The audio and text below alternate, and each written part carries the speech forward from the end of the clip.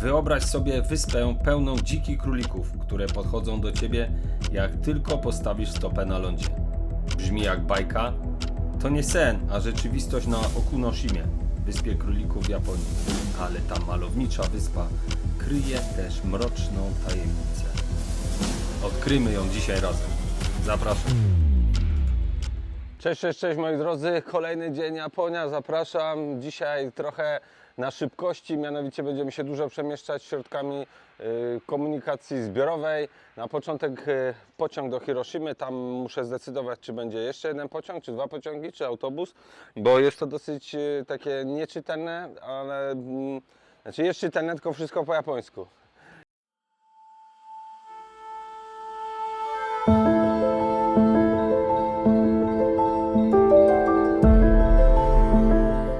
Trzeba się dobrze rozeznać, jak tu kupować te bilety. Jest to dobrze opisane. Ja robię to tak, że patrzę, o której godzinie pociąg odjeżdża, bo nie ma dwóch pociągów w tej samej minucie.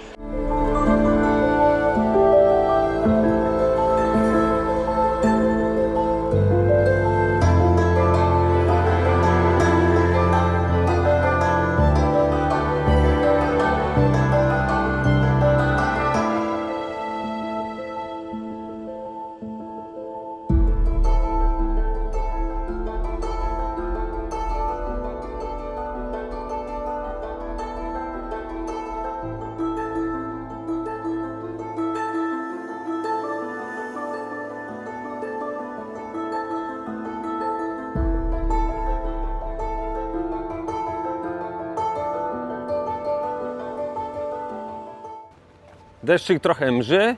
Jestem chyba jedyny, który wysiadł z tego pociągu. Pogoda dzisiaj nie rozpieszcza, ale zależy dla kogo. Mi się podoba, bo ja lubię takie klimaty. Zobaczcie, jakie fantastyczne są mgiełki na tych wzgórzach. Jest taki dodatkowy czynnik tajemniczości. Bilet zakupiony 720 jenów, co daje nam, zaraz muszę to podzielić, 1025 zł, czyli około 17 zł za dwa bilety. O, coś płynie, jakaś różowa łódka, szybki strzał kawy.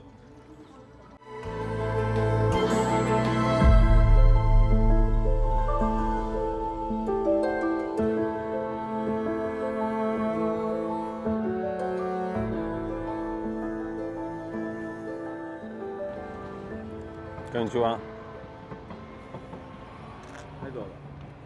Jak to? O, deszczyk. Kończyła. Tu można przejść. Przechodzimy tu koło mostku kapitańskiego.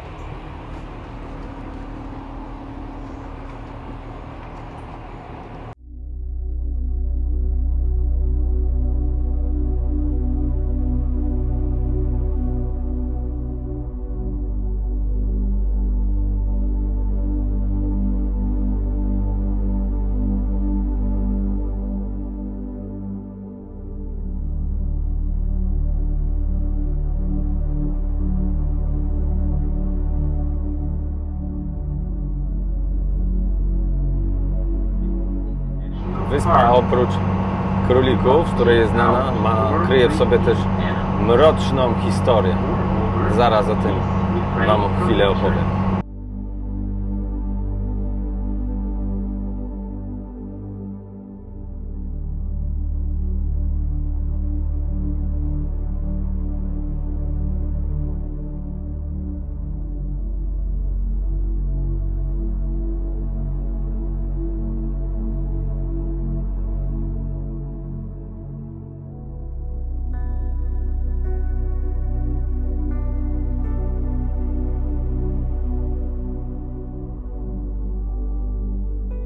Witajcie oficjalnie na wyspie Okunoshima.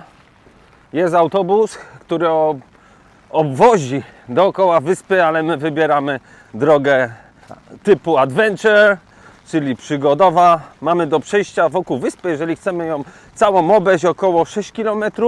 Na pewno troszeczkę wieje, temperatura 12, może 15 stopni. Mamy wspaniały parasol, świetne humory, dzięki, że jesteście ze mną. Wyspa nie jest tylko znana z tego, że żyją tutaj króliki. Kryje w sobie bardzo ciekawą historię, która jest bardzo mroczna. Sięga mianowicie początku XX wieku, kiedy to Japończycy zaczęli produkować tutaj gaz musztardowy. Pomimo podpisania konwencji w Genewie w 1925 roku o zaprzestaniu używania tego gazu, dalej to produkowali. Wyspa ta była wymazana nawet z map. No tu się wytnie. Prom odpłynął. Ależ fajne są te chmurki. Ja będę musiał zrobić jakąś poważniejszą minę, taką przerażoną bardziej, bo usta mi się cieszą. A nie adekwatne jest to ani do pogody, ani do historii tej wyspy. Są jakieś króliki pierwsze? O, widzę, tak, są. Tu mamy pierwsze króliki. Siedzi cicho jak trusia. Skąd się to kiedyś wzięło, powiedzenie? Chodzi o to, że ktoś siedzi jak mysz pod miotłą. Co by to nie znaczyło, po prostu siedzi cicho. Ciekawostka, to nie jest typowy japoński królik, to jest odmiana ściśle europejska. Mówi się, że te króliki ktoś tu przywiózł w latach 70., więc troszeczkę więcej niż pół wieku temu. No siedzą takie tutaj spokojne pod dachem. O, już podchodzi. Cześć. Nie mam nic, nie mam. Mokry. Nie mam, to spadam. Aha, koszt takiego namiotu tutaj to jest około 400 zł. Kupa kasy. Planowałem tu rozbić swój namiot, ale wyczytałem w internecie, że króliki sieją spustoszenie. Co się dzieje? Podchodzą pod tropik i wygryzają tą siatkę, która ochrania przed komarami, przed jakimiś owadami. No i dostają się do środka. Nie mam nic przeciwko takim doświadczeniom, żeby się obudzić otoczony królikami. No ale namiot mi będzie jeszcze potrzebny. Podobno większe te spustoszenie sieją tutejsze szczury i wszystko przychodzi w nocy. Tu możecie zobaczyć te podesty, jak to wygląda. Mogą skakać nawet do metra wysokości, a ta siatka na moje oko jest jakieś 62 cm. O, jest następny. Siema, cześć. No nie mam niestety nic. Nie mam. Sorry.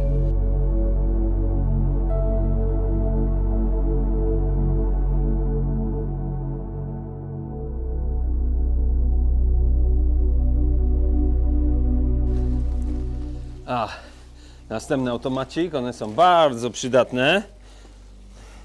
Tak, kolejna kawa, zgadza się. Tym razem ciepła, bo ta poprzednia niestety, ale była zimna. Weźmiemy sobie tyryryry. Pyk. Jest. Większa buteleczka. O, jakie gorące. Dobra. Szybki łyk. No, takie siuszki trochę, ale smaczna. I działamy. Remains of Air Raid Shelter for Military Chiefs. Czyli bunkier. Gdzie to jest? A tu! O, tu możemy zobaczyć, jak to wyglądało. Jest zastawione oczywiście i pewnie zabite. Nie. Można by wejść nawet.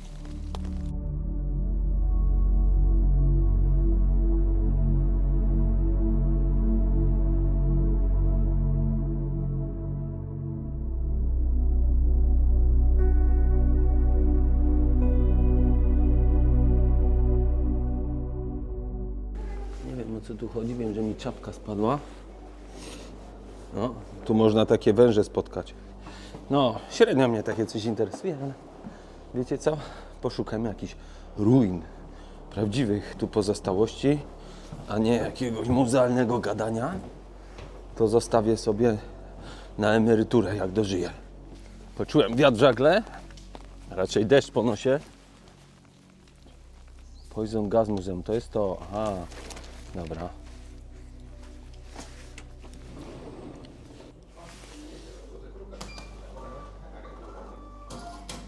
Pykuś. Jest, dobra, mamy bilecik. Niestety nie wolno robić zdjęć ani filmować w środku tego muzeum. Przerażające tam były sceny, pokazane były uniformy prymitywne bardzo, które służyły pracownikom do, powiedzmy, no, do ochrony, kiepskiej ochrony przy produkcji tego gazu. Wyspa ta została wybrana przez wojsko japońskie z dwóch względów, że była dosyć ukryta i była daleko od Tokio. Dlaczego? Bo mówiło się, że może dojść do katastrofy, więc daleko od jakiegoś skupiska, wielkiego skupiska ludzi, została ta wyspa wybrana na właśnie produkcję tego gazu musztardowego. O, deszcz nam tutaj fajnie jeszcze dodaje takiego smaku mistycznego. Co tam jeszcze widziałem? Rzuciło mi się w oczy, że pracowali na zmianach po 13 godzin. Warunki były kiepskie, prymitywne, wręcz tragiczne. Dużo ludzi chorowało, mieli problemy właśnie z płucami, z różnymi chorobami typu rak, chorowali bardzo często. I zwróciłem jeszcze uwagę na to, że zdania ludzi Japończyków były podzielone i kiedy usłyszeli, że wojna została przegrana przez nich, część ludzi mówiła, że to niedobrze, bo słabo użyli tego gazu, w ogóle nie używali tego gazu, a powinni. A część ludzi była zadowolona, bo nie wyrażali swojej aprobaty do kontynuowania wojny. Część nawet matek nosiła ze sobą fiolkę cyjanku potasu, żeby w razie jakiegokolwiek zagrożenia podać swoim dzieciom i sobie. Następne ciężkie miejsce. A tutaj jest jedyny hotel na tej wyspie. Dosyć drogi, bo patrzyłem, około $250. Co chwilę przechodzimy obok jakiejś króliczej bandy. Kici, taś. Tu się kryje jeszcze kolega. Biały. Trzeba zwracać bardzo uwagę pod nogi, bo przed chwilą podszedł mi jeden królik pod nogę. Odwróciłem się i zahaczyłem go lekko. Więc będę teraz bardziej czujny.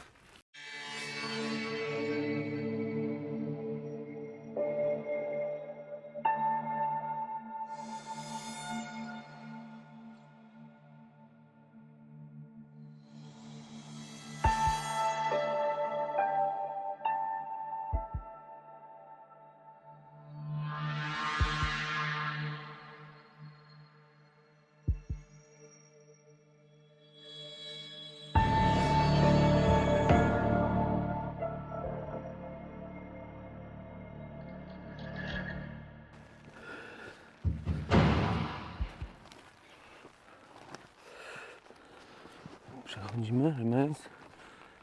Tu było w zostałości po jakiejś stacji nadawczej.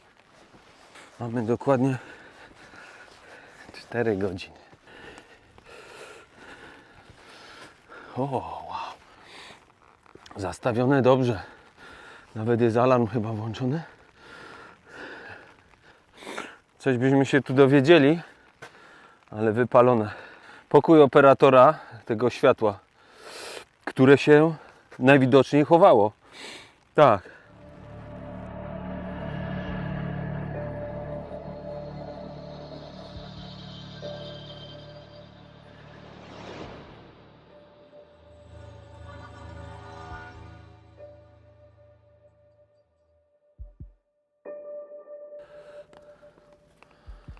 Jest. O, przyszedł czarny. Nie mam nic, gościu. Nie mam nic. Właśnie sobie przypomniałem. Oj, spokojnie. Właśnie sobie przypomniałem, że jedzenie zostawiłem w plecaku. Tu trzeba coś przemyć, te obiektywy. Nie wiem, żeby było dobrze widać. No, nawet jakbym chciał im coś dać, to nie dam, bo nie mam. Podążaj za białym królikiem. Alicja w krainie czarów. Co się kryje po drugiej stronie króliczej nory. O, proszę bardzo. Już jest ekipa cała. Halo. Dzień dobry. Cześć. Wszyscy się ustawili tu. Czwórka. Grupują się, bo tak ciepło. Cieplej w grupie, nie? Chciałem się tylko rozebrać i skubańce już wlazły na stolik, bo myślą, że tu jakieś jedzenie jest. Nie, tam nie ma, gościu, nie ma nic. Mi jest po prostu gorąco, chcę się rozebrać. O, od razu lepiej. Krótkie spodeneczki ubrane. I wchodzimy na jakiś piękny widok zachodzącego słońca. Tylko brakuje nam do tego widoku wspomnianego wcześniej zachodzącego słońca.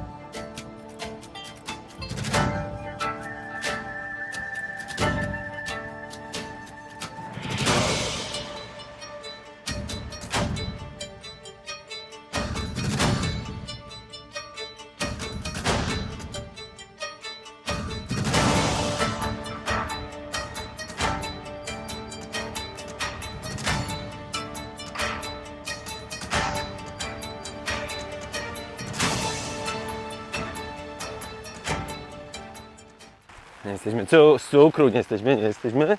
Trzeba się uchylać z tym parasolem, żeby sobie go nie zniszczyć.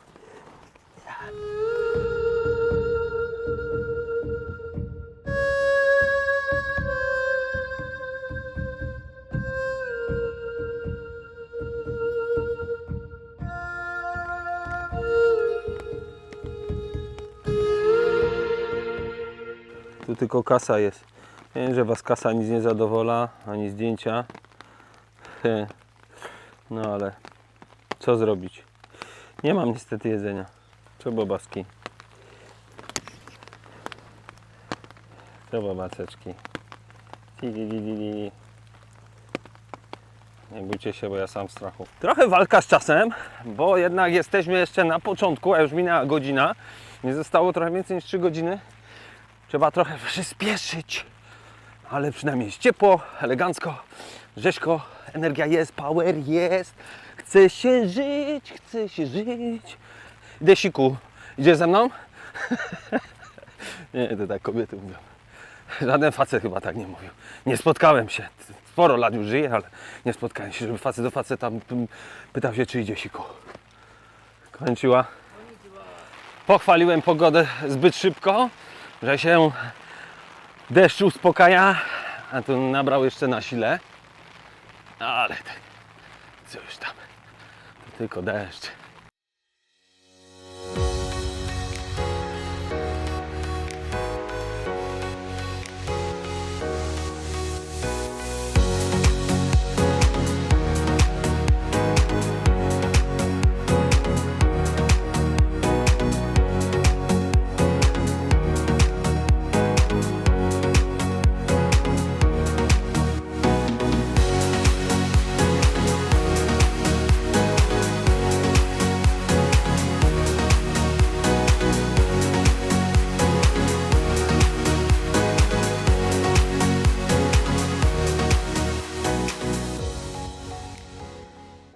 Nie spodziewałem się, że w Japonii spotkam takie oto klimaty tropikalne.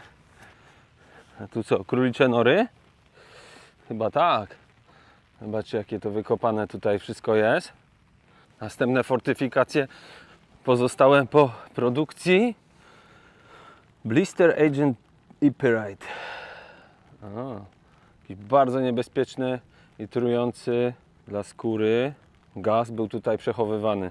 Tanki liczyły 10 ton, jak widać na tym zdjęciu, i stały w tym jednym z tych pokoi. Ciekła trucizna była bezpośrednio pompowana do tanków z fabryki poprzez rury. Był przechowywany w tych zbiornikach pokrytych ołowiem, żeby nie ulegały korozji. Nie jestem jakimś zawodowym tłumaczem, a tutaj teraz, więc proszę o wybaczenie, ale robimy wszystko na freestylu. A teraz tutaj jest życie.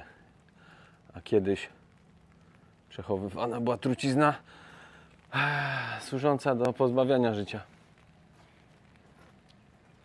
Może ktoś z widzów wie, co to jest. Proszę o komentarz i o wsparcie wiedzą, bo lubię się uczyć każdego dnia. A, i tu holownik jest. No to już wszystko wiemy.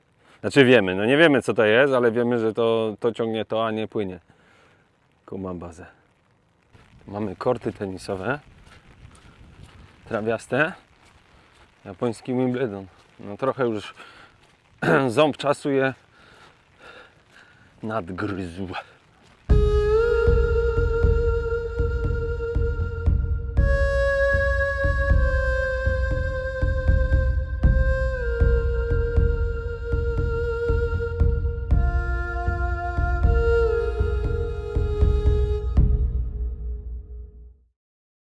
Ale daje. Zacina mocno. A gaz był też tak przechowywany w ziemi, w razie czego jakby to wybuchło.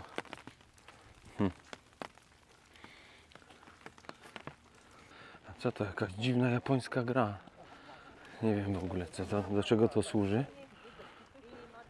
Trzeba będzie to rozkminić. Ale po co są te bambusy takie złożone? Ciekawe. Jutro nic nie robię, leżę. Chociaż jak to moja córcia powiedziała, tata, ale nie da się nic nie robić. Nawet jak się leży, to się coś robi. I to jest prawda. O, tutaj mamy przykład, jak króliki potrafią się zająć siatką. Więc jeżeli taką siatkę przegryzają, to żadnego problemu by nie miały z siatką w moim namiocie, która jest bardzo cieniutka, to jest siatka na komary. Roczna produkcja gazu musztardowego wyniosła 1500 ton. Ło, jaka brama się odsłania. No to robi wrażenie. Zgodnie z instrukcjami sił alianckich, które zajęły Japonię po zakończeniu wojny, japońscy operatorzy byli zaangażowani w pozbywanie się fabryki gazu trującego i produktów. Zajęło im to około roku, aby zdezynfekować sprzęt i produkty chemikaliami, zanurzyć je w oceanie spokojnym i spalić resztę za pomocą pistoletów płomieniowych. Ten budynek był jednym z magazynów gazu trującego. Czarne ślady oparzenia na betonie pochodziły z pistoletów płomieniowych używanych do spalania materiałów, co sugeruje intensywność operacji.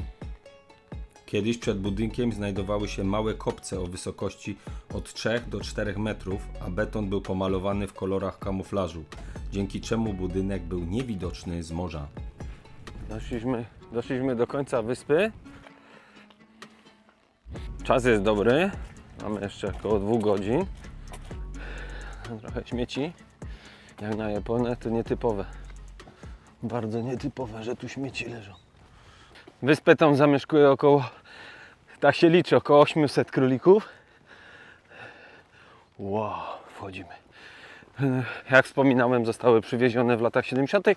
przez bliżej nieznaną osobę i się tutaj rozpowszechniły. Dlaczego tu tak sobie swawolnie żyją?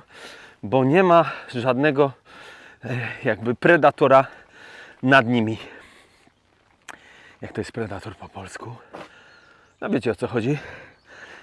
Żadnego zwierzaka, który mógłby im zagrozić ich egzystencji.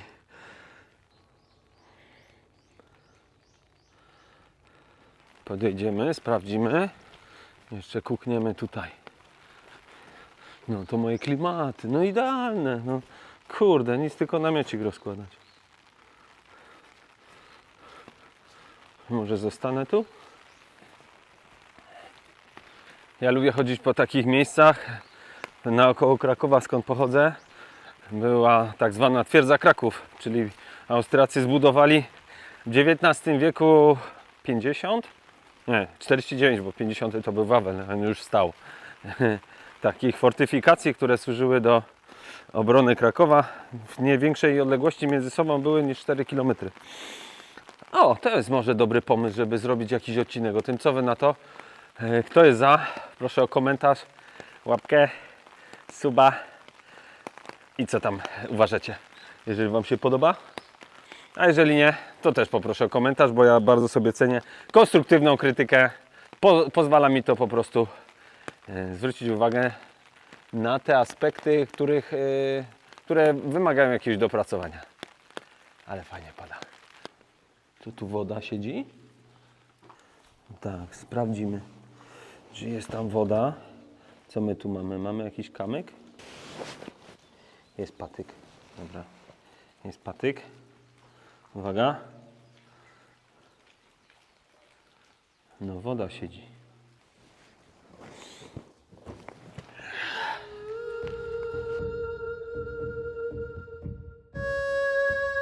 Są to pozostałości północnej baterii fortu Okuno-Ojima, która została zbudowana w 1902 roku przed wybuchem wojny rosyjsko-japońskiej.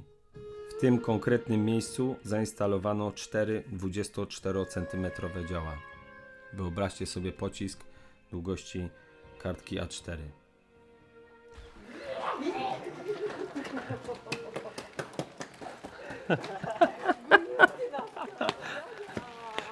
Weszliśmy do głównej drogi.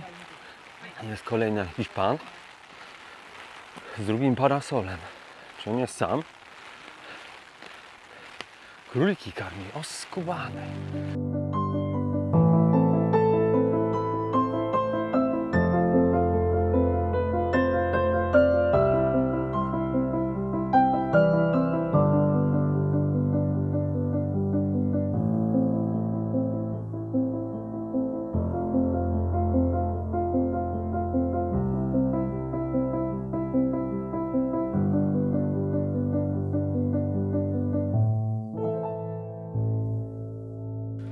Wygląda jak alejka w Disneylandzie.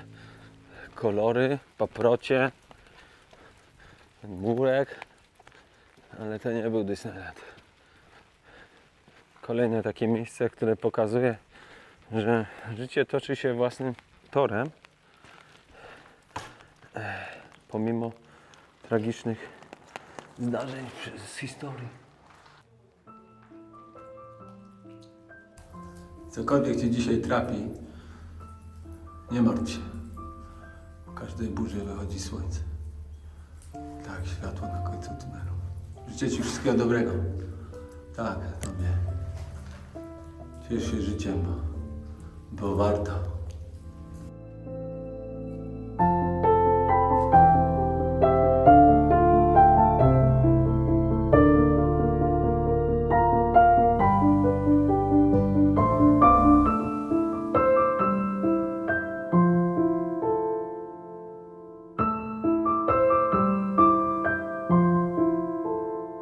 Kroczymy już ku końcowi naszej wycieczki powoli, ale przed chwilą udało mi się zdobyć trochę jedzonka dla królików. Takie dwie dziewczyny miały pełne worki, zapytałem się, gdzie one to kupiły. Powiedziały, że przed udaniem się na prom można było kupić.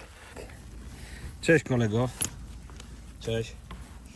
Nie bój się mnie, mam tutaj dla Ciebie trochę takiego jedzonka. Tutaj, nie bój się. O, jakie Ty masz łapy. Takie z pazurami. Dobre? Powolutku sobie to wcinasz, co? Dałem Ci 4. Nie jesteś zachłanny, zupełnie. Hehe. I love you. Nie bój się, jeszcze jeden. Jeszcze jeden masz, proszę. Proszę.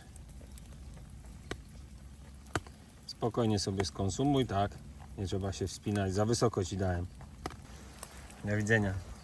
O, kamyk. Kamyk w bucie. Jak Wy macie z kamykiem? Wyciągacie od razu? Czy dopiero jak dojdziecie do celu? Ja ostatnio szedłem, gdzie to było, tak w Hongkongu. 4 km i próbowałem sobie mówić, że tego kamienia nie ma, ale był. W tym budynku znajdowała się elektrownia oraz zakład naprawy maszyn. Zainstalowano tutaj 8 generatorów diesla. Budynek ten napompował tysiące bomb balonowych Fugo. Broń ta składała się z balonu o średnicy 10 metrów, wypełnionego wodorem, do którego doczepiano kilka niewielkich bomb o masie od 12 do 15 kg. Następnie wypuszczano je, a wiejące na wysokości około 9-12 km wiatry prądu strumieniowego znosiły je nad Amerykę Północną. Pod koniec wojny Japonia wypuściła ponad 9000 takich bomb. Jednak okazały się one bardzo nieefektywne, gdyż na drugi koniec Pacyfiku dotarło ich zaledwie 10%. Te, którym się to udało, najczęściej spadały nad słabo zaludnionymi terytoriami USA i Kanady, bądź nie wybuchały wcale z powodu niedziałającego zapalnika. Jedynie w stanie Oregon jedna z takich bomb zabiła 6 osób. Są następne króliczki. O, będzie karmienie.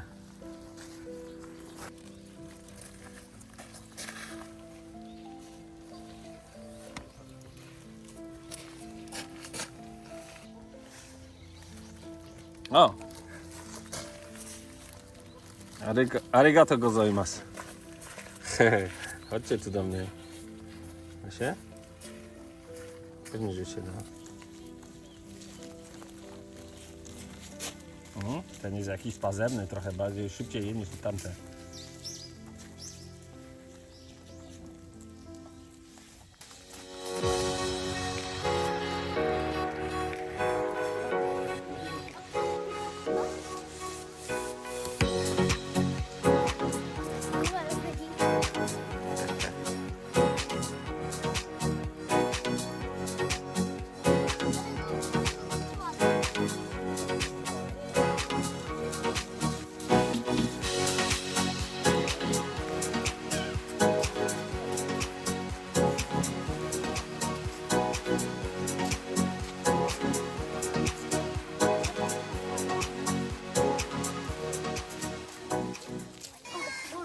Arigato gozaimasu.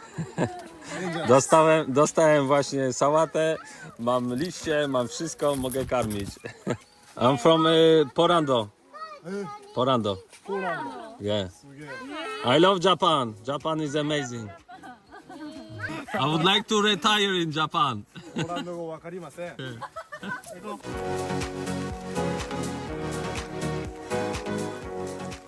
Tak, doszliśmy do portu. Koniec naszej wycieczki. Come on guys. Here. Here. Tutaj będziemy się karmić. Zostawcie tam moją kamerę. Proszę bardzo. I na koniec to jest... On tam skubie aparat, a drugi jest zainteresowany parasolem. Zaraz to wszystko spadnie. Chodź tu. Chodź tutaj. Słuchajcie, to by było na tyle. Michał Rusik solo po planecie, może mnie widać, może nie. Królik tam robi robotę. Chciałem wszystkich bardzo serdecznie pozdrowić i powiedzieć, że było fantastycznie. Jeżeli Wam się podobało, zostawcie suba, lajka albo dislajka, whatever, proszę bardzo. Może ja też spróbuję. Is this any good?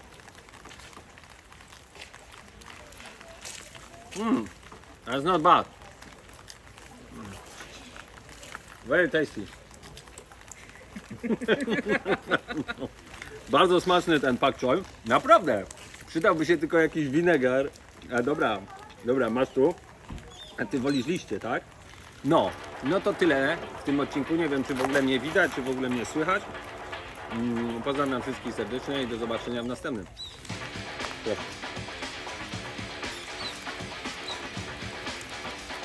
To jest już koniec wszystkiego, koniec jedzenia, koniec odcinka. Ja jestem też bardzo głodny. Do zobaczenia, cześć.